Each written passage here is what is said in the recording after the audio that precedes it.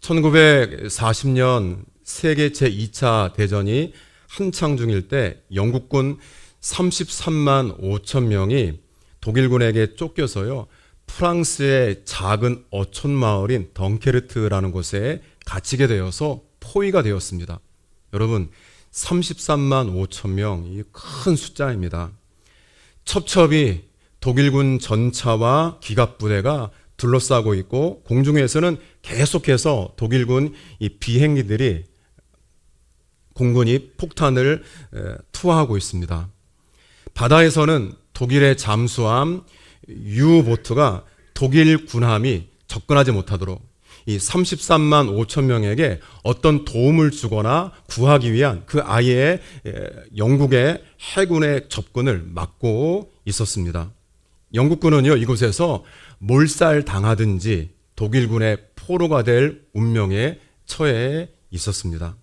이때 영국의 수장이 그 유명한 윈스턴 처칠이었습니다. 이렇게 말합니다. 온 교회, 그리고 목회자들, 그리고 성도들, 더 나아가서 믿지 않는 모든 국민들, 우리 다 함께 영국과 지금 포위당해 있는 영국군 33만 5천 명을 위해서 하늘에 계신 하나님께 기도해 주십시오. 믿는 성도뿐만 아니라 모든 백성들이 우리 민족을 위해서, 저 포위당한 우리의 젊은이들을 위해서 하나님 아버지께 기도해 주십시오. 부탁을 했습니다.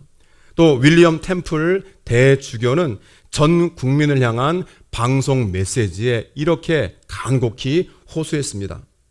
여러분, 마을에서 예배당의 종소리가 울려 퍼지면, 여러분들이 살고 있는 마을에 예배당이 다 있는데 어느 날 어느 시에 이제 곧 그 예배당에서 종소리가 울려 퍼지면 어른으로부터 어린 아이까지 한 명도 빠지지 말고 다 예배당에 가십시오.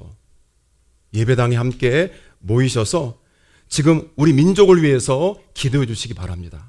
지금이야말로 온 민족이 함께 기도할 때입니다.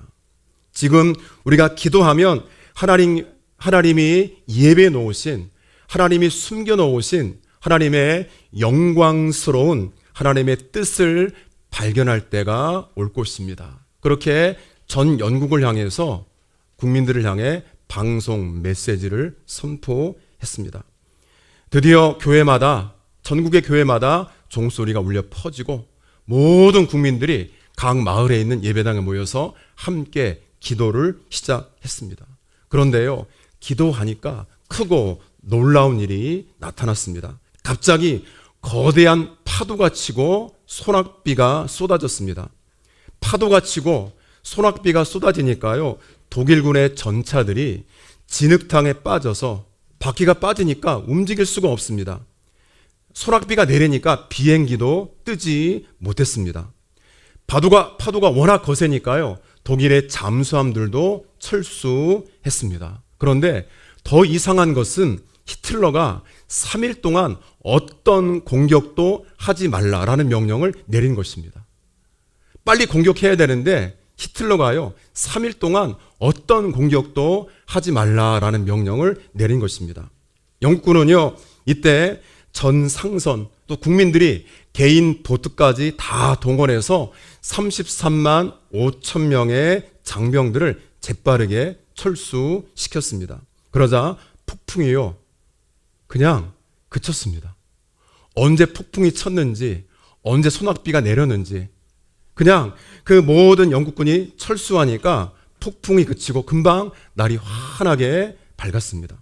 영국군은 1940년 5월 도보 해협을 건너서 본토로 후퇴해서 군대를 재정비했습니다. 그리고 몽고메리 원수가 이끄는 영국군은 이집트를 경유해서 유럽 대륙을 향해서 진격했고 독일과의 전쟁에서 승리를 거두었습니다. 사람들은요, 역사를 바라볼 때 다음과 같은 생각이 있습니다. 운명이라고 말합니다. 흔히 우리나라 사람들은 팔자라고 말하죠. 이미 정해져 있어. 거기서 이미 죽을 거야. 뭐 그냥 거기서 살아났겠지. 운명이라고 생각합니다. 어떤 사람들은 필연이라고 생각합니다. 그럴 수밖에 없었어. 또 어떤 사람들은 우연이라고 말합니다. 뜻하지 않게 우연찮게 그렇게 될 수도 있지 뭐 특별한 일이야? 운명이라고, 필연이라고, 심지어 우연이라고 모든 일들을 말하고 평가합니다. 그렇다면 우리 하나님의 백성들, 우리 성도들은 세상의 역사를 어떤 눈으로 바라봐야 될까요? 아니, 여러 개인의 인생 여정을, 우리의 가정을, 우리의 교회를요, 어떤 시각으로, 어떤 역사관을 갖고 바라봐야 되겠습니까? 역사는요, 영어로 말하면 history, 다르게 표현하면요, his story, 하나님의 이야기입니다. 하나님이 역사를 주관하시고 다스리신다라고 하는 믿음으로 바라보는 성도 되시길 축복합니다.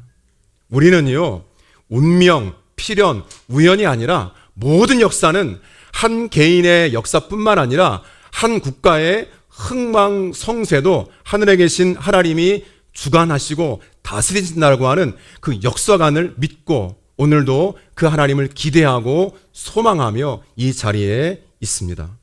그렇기 때문에 하나님의 선하심, 하나님의 통치하심, 또 합력해서 완성하심을 믿고 하나님의 인도에 오늘도 이번 주간에도 아니 평생 순종하며 따라가시는 우리 성도 되시기를 간절히 원합니다.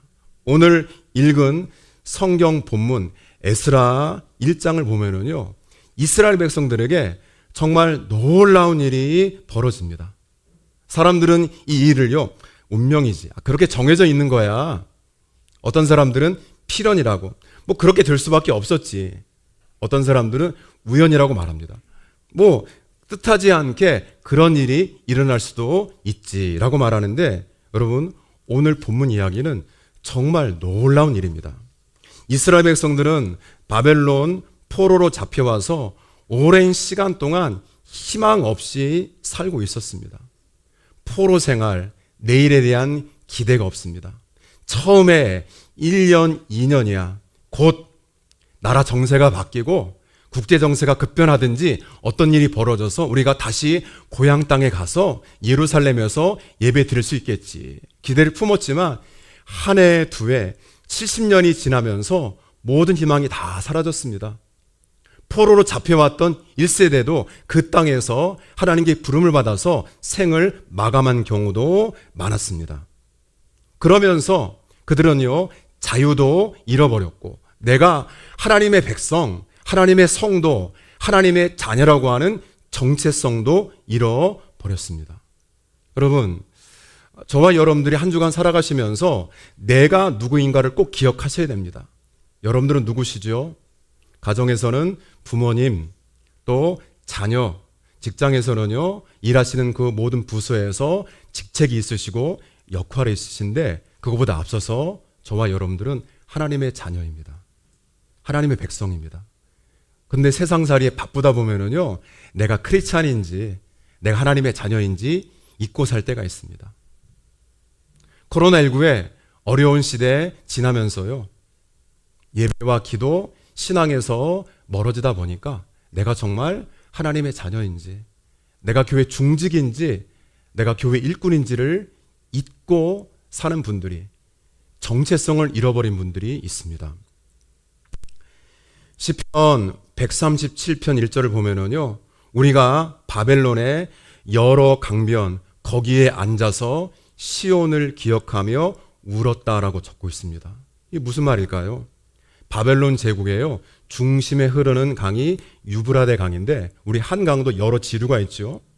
흐르는 그 강 여러 지류에 모든 백성들이 흩어져 살면서요, 나와서요 어디 가서 울 수가 없습니다. 어디 가서 마음 놓고 하순할 수가 없으니까 강가에 나와서 시온을 기억하며, 시온이 어디죠? 고향 땅 예루살렘 성전입니다. 시온을 기억하며 눈물을 흘리면서, 그때는 예배 드리는 것이 어려움이 없었는데, 그때는 예배 드리러 갈 때 어떤 장애물도 없었고 어떤 방해도 없었는데, 그때 예배 드렸던 게 은혜였는데, 주일날 성경책을 가지고 예배 드리러 갔던 것이 그냥 당연한 것인 줄 알았는데 지금 돌이켜보니까 그게 축복이었는데, 그게 은혜였는데, 예루살렘 성전을 떠올리면서 그때는 몰랐는데 지금 바벨론 포로로 잡혀와서 자유롭지 못하고 고국이랑 1000km 정도 떨어져 있는 이 땅에서 지금 그때는 좋았는데, 그때는 복인 줄 몰랐는데 후회하고 안타까워하면서 여기저기 바벨론 강가 지르외에서 울먹거리고 있는 이스라엘 백성들의 모습을 시편 기자가 기록하고 있습니다.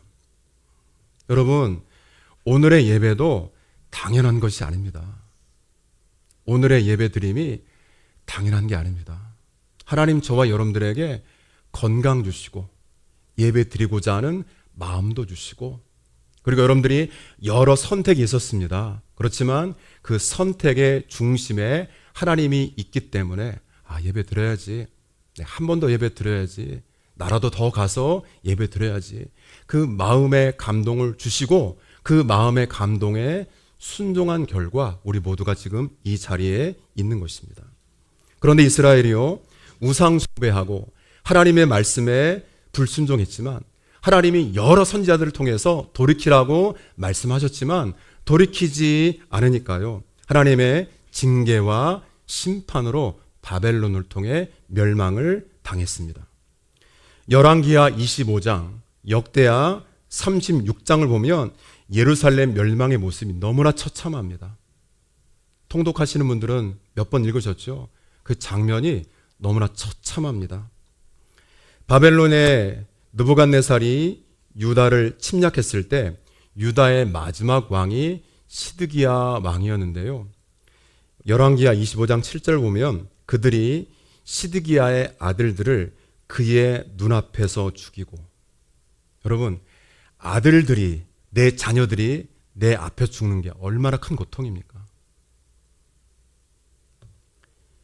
죽인 후에 시드기야의 두 눈을 빼고 마지막 왕이 두 눈이 뽑힙니다. 쇠사슬로 결박해서 바벨론으로 끌고 갔다라고 역사적으로 기록하고 있습니다. 우리 한번 역대하 36장 한번 찾아 읽을까요? 역대하 36장 17절에서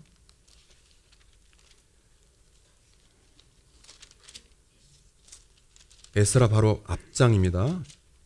역대하 36장 17절에서 21절까지 말씀 한번 찾아서 함께 읽겠습니다. 읽지요. 하나님이 갈대아 왕의 손에 그들을 다 넘기심에 그가 와서 그들의 성전에서 칼로 청년들을 죽이며 청년 남녀와 노인과 병학한 사람을 긍휼히 여기지 아니하였으며, 또 하나님의 전에 대소 그릇들과 여호와의 전에 보물과 왕과 방백들의 보물을 다 바벨론으로 가져가고, 또 하나님의 전을 불사르며 예루살렘 성벽을 헐며 그들의 모든 궁실을 불사르며 그들의 모든 귀한 그릇들을 부수고 칼에서 살아남은 자 바벨론으로 사로잡아 가매 무리가 거기서 갈대아 왕과 그의 자손의 노예가 되어 바사국이 통치할 때까지 이르니라. 이에 토지가 황폐하여 땅이 안식년을 누림같이 안식하여 7년을 지냈으니 여호와께서 예레미야 입으로 하신 말씀이 이루어. 아멘. 여러분, 한번 읽으신 본문을 한번 머릿속으로 그려보시기 바랍니다. 황폐 그 자체입니다. 성전이 불타고 다 무너지고, 하나님께 구약시대니까 제사, 예배죠. 제사에 쓰였던 모든 성물들이 이방인들에 의해서 그들의 나라, 그들의 신당으로 옮겨졌습니다. 사람은요, 보통 몸이 아픈 후에야 건강의 소중함을 깨닫습니다. 여러분들이 아프셔서 병원에 또 목양실에서 기도해드리면은요, 참 보면은 평상시에는 건강 당연한 것으로 생각하시다가 몸이 아프시게 되면은요, 그 전에 건강 관리하지 못했던 것들을, 또 그 전에 건강했던 게 얼마나 큰 축복이었음을 그때는 몰랐는데 아파 보니까 깨닫는 분들이, 또 회복된 다음에 그제서야 건강 관리 철저하게 하는 분들이 많습니다. 또 내가 가진 것을 잃어버린 후에야 그것이 얼마나 소중한 것인지를, 그 가치를 깨닫게 되고 잘 관리합니다. 이스라엘은 예루살렘 성전이 무너졌습니다. 1000km 정도 되는 먼 타국 땅에 포로로 끌려온 다음에야 하나님의 은혜 가운데 살았던 것이 얼마나 큰 축복이었는지, 예루살렘 그곳에서의 예배가 얼마나 귀한 것인지를 깨달았습니다. 뒤늦게 깨닫고 바벨론 강가에서 하나님을 생각하며 그리고 예루살렘을 기억하며 지금 눈물을 흘리고 있습니다. 그리고 회복을 위해 기도했겠죠. 주님, 다시 돌아가면 죄 짓지 않고 예배를 소중히 여기고 하나님과의 관계에 제가 더 친밀히, 더 가까이 하나님을 잘 섬기겠습니다. 기도했지만 언제 고국에 돌아갈지 막막합니다. 뭐 바뀌는 게 없습니다.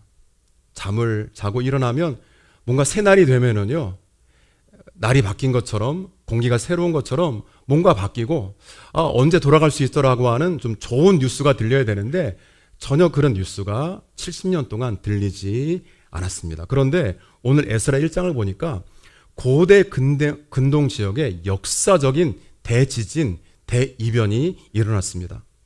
무너지지 않을 것 같았던 바벨론 제국이요, 메데 바사 제국, 우리 역사적으로 페르시아라고 알고 있는데, 페르시아가 바벨론을 무너뜨리고 신흥 강국으로 등장하게 된 것입니다. 오늘 본문 1절 같이 읽죠. 에스라 1장 1절입니다. 바사왕 고레스 원년에 여호와께서 예레미야 입을 통하여 하신 말씀을 이루게 하시려고 바사왕 고레스의 마음을 감동시키심에 그가 온 나라에 공포도 하고, 아멘. 고레스 왕이요, 온 나라에 공포도 하고 조서도 반포했습니다. 무슨 말일까요? 자기가 다스리고 있는 모든 나라 가운데, 모든 제국 가운데 하나님의 백성들, 구체적으로 유다 백성들은 예루살렘에 올라가서 하나님의 성전을 건축해라. 이것이 고레스가 내린 조서, 고레스 칙령의 핵심입니다. 여러분, 4절 보시면은요, 이 고레스 칙령을 듣고 예루살렘으로 돌아가고자 하는 유다 백성들이 있었습니다. 그런데 그 주변의 모든 사람들이요, 가지고 있는 은과 금도 오늘로 말하면 헌금하고 후원해주고 그 밖에 물건과 짐승도 도와주면서 그들은 믿지 않는 사람들이었지만 예루살렘에 세워질 하나님의 성전을 위해서 기쁜 마음으로 예물도 드렸고 기쁘게 그들을 환송해 주었습니다. 70년 만에 그들이 돌아오게 되었는데 돌아갈 줄 몰랐지요. 더 나아가서 포로 귀환 뿐만 아니라 고레스가 구체적으로 예루살렘 성전을 건축하라, 이 명령을 내릴 줄은 더더욱 몰랐을 것입니다. 여러분, 어떻게 이런 일이 가능했을까요? 이게 가능한 일입니까? 새로운 제국이 세워졌으면, 고레스 원년입니다. 새로운 제국이 세워졌으면 나라 안팎을 안정시키느라고 국가 조직을 새롭게 하고요, 각 지방마다 지방 행정관들을 파견하고 정부 조직을 새롭게 하느라고 정신이 없을 때입니다. 우리나라도 대통령 선거가 끝나게 되면 이제 5년마다 대통령을 새롭게 뽑는데요, 새롭게 대통령이 선출되게 되면 바로 대통령직 인수위원회가 꾸려집니다. 그래서 새로운 어떤 5년 동안의 국정 운영을 어떻게 할 것인지, 또 강요들을 어떻게 뽑을 것인지 뭐 정신이 없더라고요. 그런데 제국이 바뀌는, 나라가 바뀌는, 왕조가 바뀌는 그러한 때, 더군다나 페르시아 제국은 지금의 이란 정도의 위치인데요, 동쪽으로는 인도, 서쪽으로는 이집트, 북쪽으로는 러시아의 남서부까지 엄청나게 큰 제국입니다. 이러한 큰 땅덩어리를 지금 다스리고 그 제국을 다시 운영해야 되는데, 저 작고 작은 나라, 포로로 잡혀온 유다 백성들 어떻게 이렇게 세심하게 챙길 수가 있었을까요? 큰 나라도 아닙니다. 포로로 잡혀온 그 나라 백성들 돌아가도 좋다, 그 정도가 아니라 돌아가서 성전을 건축해라. 이것은 있을 수 없는 일입니다. 어떻게 이런 일이 가능했을까요? 첫 번째, 하나님은요, 이방 나라의 왕의 마음도 움직이십니다. 하나님께서 오늘 성경 보셨지만은 예레미야에게 70년 전에 주신 말씀을 이루게 하시려고 누구의 마음을 감동시키셨지요? 고레스 왕, 이방 나라의 왕의 마음을 감동시키셨습니다. 하나님은 일찍이 예레미야를 통해서요, 바벨론 포로 70년 만에 이 70년 포로 생활이 마칠 것을 말씀하셨습니다. 예레미야 29장 10절을 보면 여호와께서 이와 같이 말씀하시니라. 바벨론에서 70년이 차면 내가 너희를 돌보고 나의 선한 말을 성취하여 하나님의 말씀을 성취하여 너희를 이곳으로 돌아오게 하리라. 하나님은 하나님이 70년 전에 약속하신 그 언약을 이루시기 위해서 제국이 바뀌는 가장 바쁜 시기이지만 하나님은 그 말씀을 이루어 주시기 위해서 이방 나라의 왕인 고레스의 마음을 감동시키시고 그의 마음을 움직여 주신 것입니다. 그렇기 때문에 하나님의 통치는요, 이스라엘 울타리 안에 제한되지 않습니다. 믿는 성도 교회 안에 제한되지 않습니다. 우리가 역사를 보면은요, 위기 시대마다 수많은 영웅 호골이라든지 많은 제국 나라들이 등장했다가 망하게 되고 또 사라지게 되는데, 여러분, 그들이 역사의 주인공이 아닙니다. 어느 시대 세계를 지배했던 그 나라들이 역사의 주인공이 아니라 역사의 주인은 그 모든 나라의 흥망성쇠를 주관하시는 하나님 아버지인 줄로 믿습니다. 하나님이 주관하십니다. 하나님이 다스리십니다. 고레스 왕이 그 작은 민족입니다. 유다 백성들을 고국으로 돌아가도 좋다라고 선포도 하고 조서도 발표한 것도 특별한 일인데, 더군다나 성전을 건축하라고 구체적인 사명까지 준 것은 정말 이례적인 일입니다. 있을 수가 없는 일이지요. 그런데 이 역사적인 사건이 가능했던 것, 예레미야의 예언이 이루어졌지만 에스라 1장에서 구체적으로 말씀하죠. 하나님께서 예레미야에게 하신 말씀을 이루게 하시려고 고레스의 마음을 감동시키셨다. 감동시켰다라는 것은 일어나게 하시고 깨닫게 하셨다라는 뜻이 있습니다. 하나님께서 전혀 낯선 인물인 고레스의 마음에 감동을 주시고 그의 마음을 주장하셔서 고레스를 일으켜 세워 주신 것입니다. 고레스는요, 그 마음의 감동을 감동으로 끝나지 않고 실제 일어나서 유다 백성들에게 선포합니다. 같이 2절 보겠습니다. 바사왕 고레스는 말하노니 하늘의 하나님 여호와께서 세상 모든 나라를 내게 주셨고 나에게 명령하사, 아멘, 모든 나라를, 거대한 제국 바벨론을 무너뜨린 것도 그 나라를 누가 주신 것이라고요? 하나님이 주신 것이라고 고백합니다. 그리고 3절 보시면 하나님은 참 신이시라. 여러분, 불신자의 고백입니다.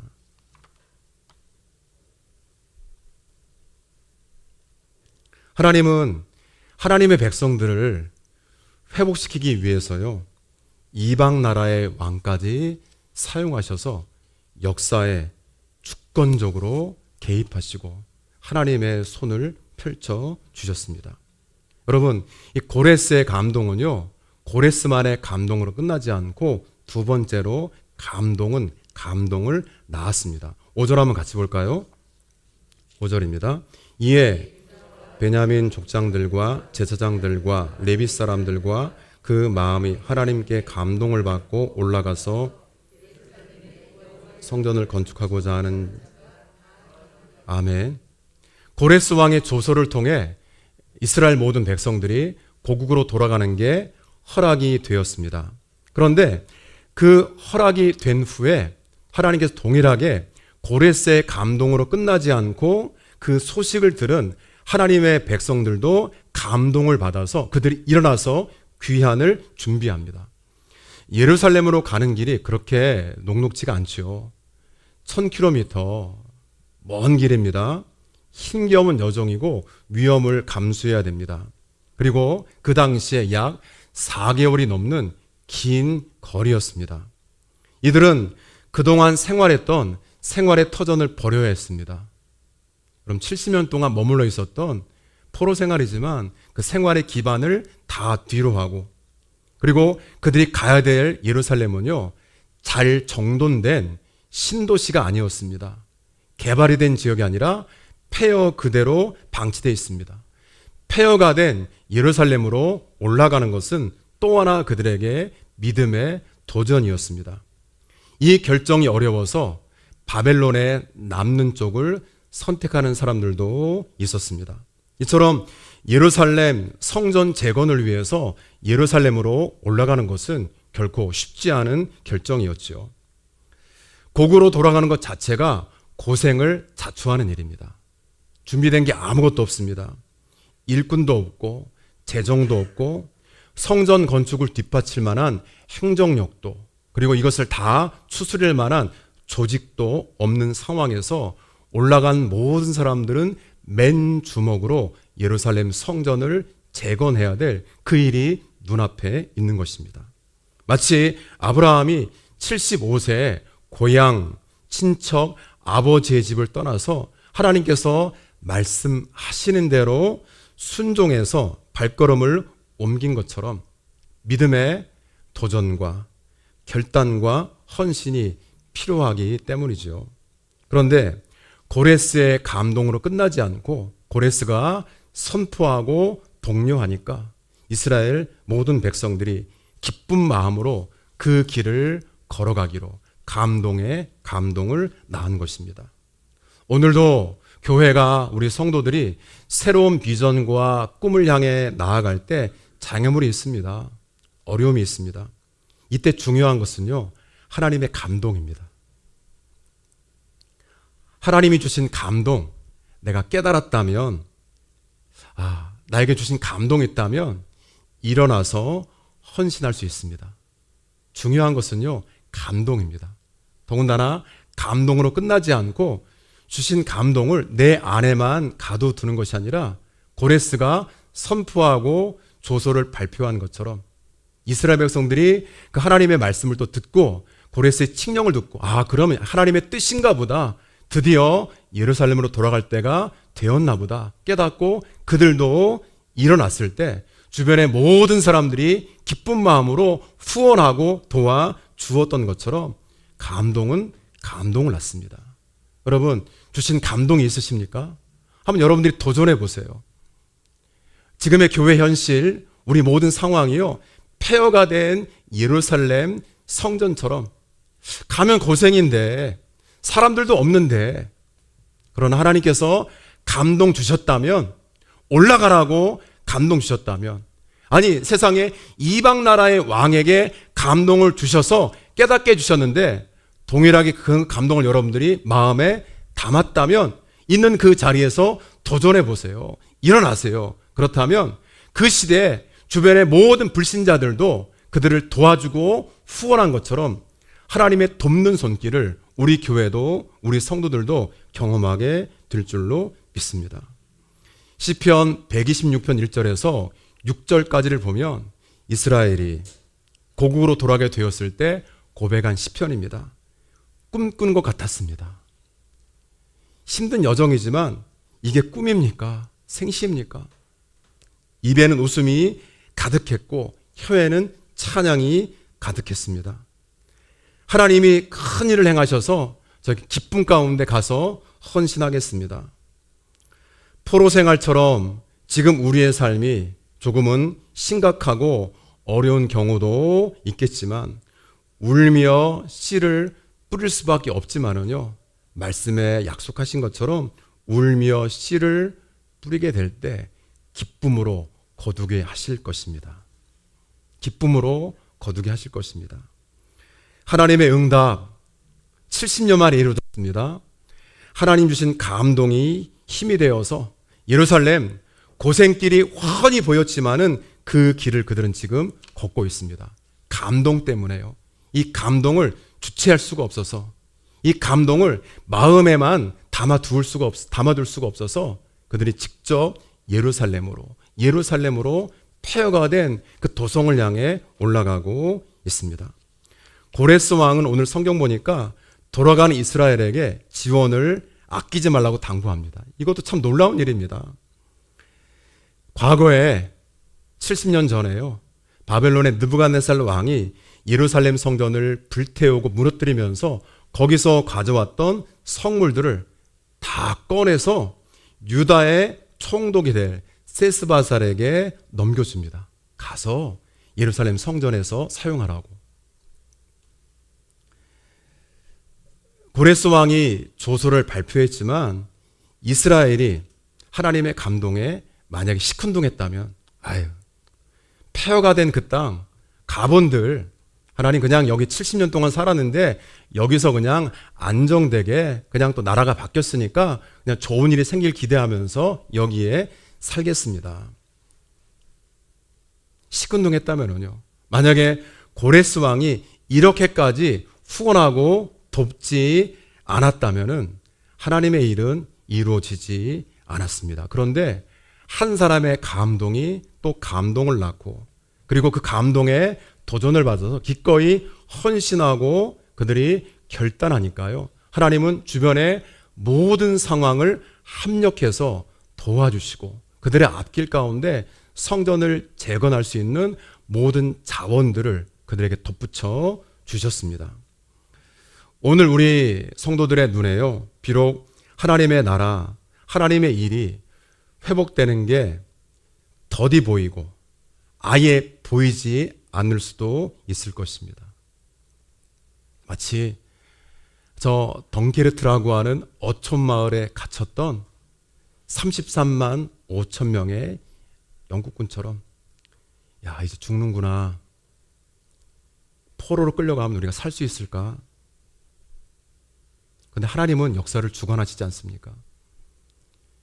온 백성의 기도를 응답하시고 70년 동안 그들의 간절한 간구와 회개 그리고 70년 전에 약속하셨던 하나님의 언약을 이루시기 위해서 우리가 생각하지도 못했던 이방 나라의 왕의 마음을 감동시켜 주시고 급변하는 세계 정세 속에서도 그 약하고 약한 정말 소수 민족인 이스라엘 백성들을 기억하게 하시고 귀한 뿐만 아니라 성전을 건축해라 모든 자원들을 뒷받침해 주는 하나님의 놀라운 역사 우리가 말씀을 통해 확인하고 있습니다.